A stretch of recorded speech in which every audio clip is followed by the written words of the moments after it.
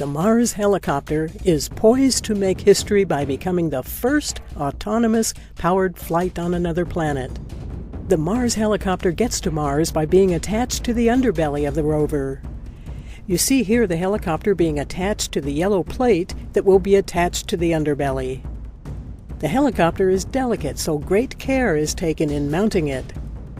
Once the helicopter is mounted to the mounting plate, it is then attached to the underside of the rover. It is totally exposed at this point and could be subject to damage during the flight to Mars and certainly on the descent to the surface of Mars, so a protective cover is placed over the helicopter. A cable connection is maintained during this time to provide power and communication between the rover and helicopter. After the rover lands and before the helicopter is launched, this protective cover needs to be removed. Here's how that is done and how the helicopter is lowered to the ground from the rover. First, the debris shield is dropped,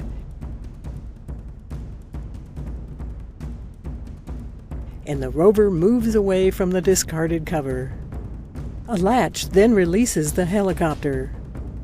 The deployment process begins with the release of the locking mechanism that keeps the helicopter in place.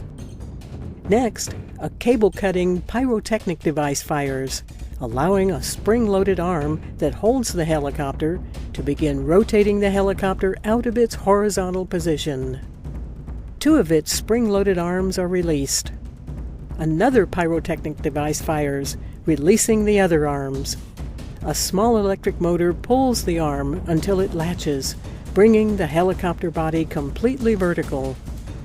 The helicopter is then in an upright position and the landing legs are locked. All the while, the deployment system maintains electrical and data cable connections between the rover and the helicopter until the helicopter is ready to drop. If all goes well, mission controllers on Earth will command the delivery system to sever the cable connections, and the helicopter is then dropped to the ground. Once a good drop is confirmed, Perseverance rover will be commanded to drive away so the helicopter can begin recharging its batteries with its solar panel. The rover then backs a safe distance away from the helicopter, and after its batteries are charged, the helicopter takes its first autonomous flight into history.